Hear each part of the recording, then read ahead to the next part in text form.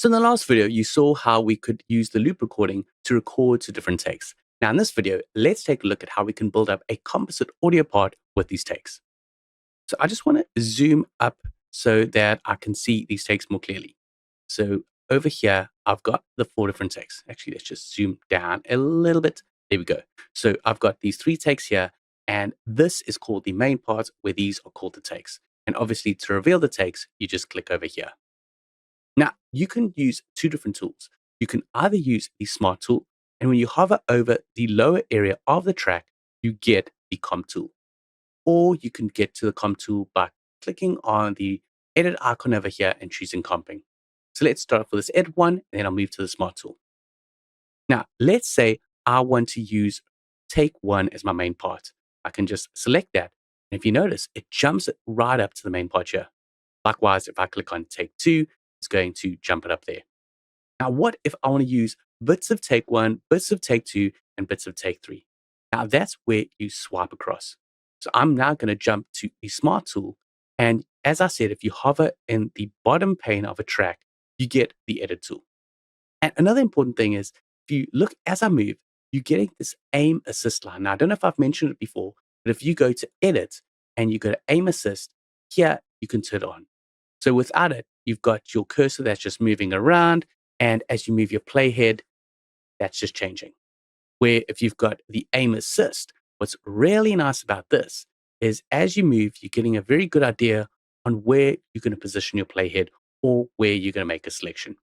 Now, what I like about this is maybe from bar 3 to 5 is where I want to use take 1.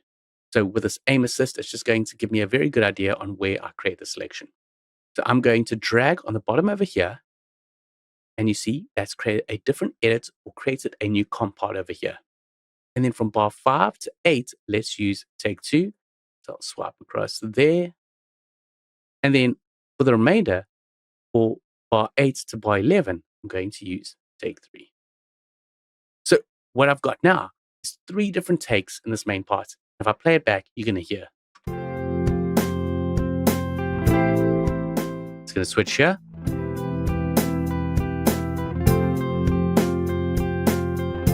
And then now it's going to switch to the 3rd take.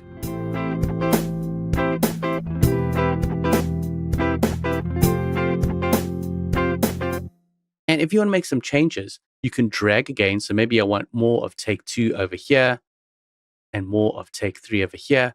Or if I want to heal these recordings and get back to a previous take, what I can do is hold down Control and swipe across, and it's going to push back to the main part, that original take.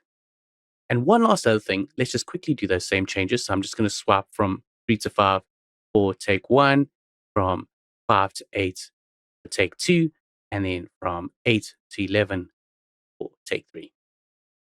Now, if I want to make this composite take permanent, I can right-click on this main part over here and choose Flatten Comp. Now, what that's going to do is it's going to flatten those takes all down to one clip.